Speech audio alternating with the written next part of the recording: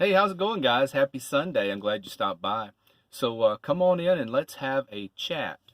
Some things have changed with the house sitting gig. It's been extended a little bit, thank goodness, because it's been so hot. What's happened is this couple that I'm house sitting for, well, the wife, her father fell sick, and so she has got on a plane and left Florida, going to Michigan to be with him, and the husband is going to be driving their car back from Florida to Nashville in the next day or two, probably Tuesday. And he's going to stay here for a day or two and then head out to Michigan himself. So I'll be right back in here, So it looks like I'll be here till probably Monday, Tuesday, then out for a couple of days, then back in by Wednesday or Thursday. And the great thing about that is, you really can't enjoy your wonderful van life when it's 100 degrees. Well, 97. And this heat has been crazy. So far, September has been hotter than August. And typically, August is the hottest month of the year in these parts, anyway. It's been upper 90s with heat index even higher than that for, 2 weeks now. No rain to speak of, just hot. So I'm sitting out in the driveway of this home here. I got the door open over here, but I'm baking. It is hot. But I have been out here kind of piddling around today, doing a little bit of things, moving some of the kitchen items into this new cabinet, which I love. I change it up a little bit again today, just fastening it up, making it a little more secure. And also, look here. There's the Mr. Buddy heater. That doesn't mean it heats this buddy right here. It's just the name of the heater. This buddy right here needs no heat. He likes it cold. But Mr. Buddy heater or Little Buddy heater, I don't know what the name of it is, but Buddy is in the name somewhere. So let me see if I can tilt the camera down. The seat's in the way there. So let me get this out of the right here. So there you go. So I've mounted it at the farmost point I could toward the front of the van. Before I had it back closer to that cabinet. But, I didn't want to deal with it. Heat may melt the edge of that a little bit. So I got it far enough away. I guess it's where the heat source is probably a good 8 to 10 inches away.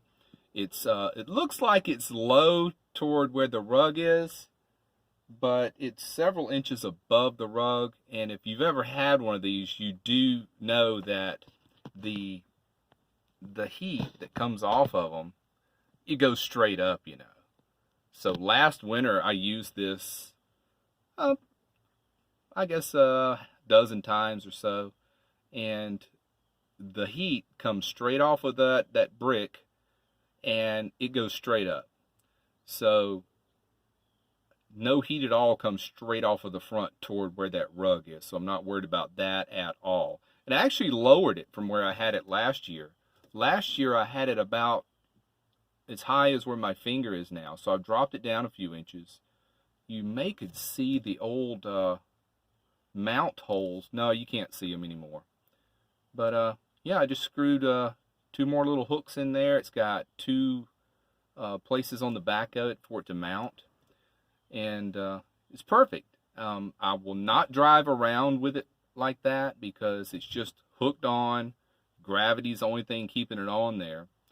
So, if I'm going to drive around, I'm going to unhook it, put it down in the trough of that's what I call the trough along those side doors. You know how the step comes out and it goes down and then out to the exterior of the van? So I just sit it down in the trough when I'm driving. That way it can't bump off of there and fall. But I think that will be much better being a little lower. That way, the heat source, heat always rises, so the lower you can get it, the better. And out on the edge of the door now, so it's a good distance between the cabinet and the heat source. So why was I thinking about the heater today? I don't know.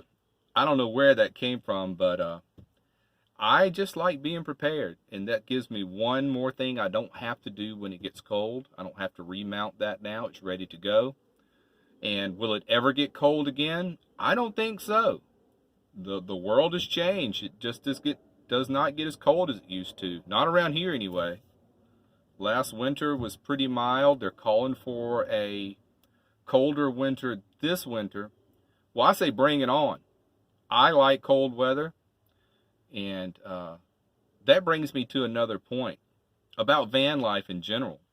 You don't see a whole lot of people doing this in the southeast U.S. or the southern part of the U.S. As far as from Texas to South Carolina, say that whole swath right through that area, because it's just too damn hot. You know, if it hadn't been for me getting this house sitting gig, I would have baked, you know. Well, what I would have done is I'd went on and got off my ass and got a AC installed in that back window back there. But not going to do it now. I will do it next spring, but I'm just keeping my fingers crossed that we only got a few more weeks of this heat left, and then we're in the clear with October and then November when it really starts getting good. And I say bring on the winter. Van life is easy in the winter. It's so much easier than the summer, in my opinion. You may differ on that. I just don't like hot weather. I'm not built for it. I like cold weather and at least cool weather where I can, well, let me turn my light back on, where I can, you know, wear a hoodie or something, you know. But just when you're baking and all you got on is a t-shirt and shorts, you know it's hot. So it's been upper 90s again today. But that's the only thing we've changed, and I'm off work tomorrow. So I think what I'm going to do this evening is I'll stay here at the house till probably about 7.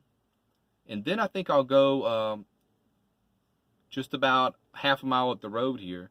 There's a little sports bar, and get some chips and salsa and stuff like that and watch Sunday Night Football. So that'll be a good way to spend the evening. And then come back here tonight and crash, and I got all day off tomorrow. Come back out, kind of piddle around in the van some more, you know, and do some things that I don't have time to do during the days I work. And lastly, let me bring you up to speed on, I don't think I ever told you about my turn signal. Well, I've been driving around for a few days without a turn signal. Decided to get up this morning, go to AutoZone, get a bulb. What a hassle. I don't ever go to AutoZone on the weekend. Stood in line for, I don't know, 15 minutes, get up to the counter, say I need a rear turn signal bulb for my van, give him the information. He can't find it. He says, well, it's bringing up several different ones, and I can't guarantee you an exact fit on either one of them. I'm like, oh my gosh. So I just went out in the parking lot, took the rear turn signal, it's on the driver's side here, took the housing off, which is not too, I figured it out. I should have got on YouTube and watched the video on how to do it, because they're on there for how to replace the turn signal in a Chevy Express or GMC Savannah van. But I figured it out, and didn't really have the correct 10 millimeter socket, but I was able to get an adjustable wrench in there and get it off. Do you believe I don't have a 10 millimeter socket? Well, I'll be getting one tomorrow for sure. I think I'll get a whole new little socket pack. Treat myself. So I take the bulb out, go in there, walk down the aisle, find it myself on the shelf, buy it, go outside to the parking lot, put it in and test it before I button everything back up. It works. It only cost me $8, and I got a spare bulb. So for the next time this happens, I'll be ready to go. So van life maintenance, you know, you got to keep your van up, got to be legal. So we'll wrap it up here, guys. Happy Sunday evening. Buddy says hi. Take care. Be well. Smash the bell. Bye, guys.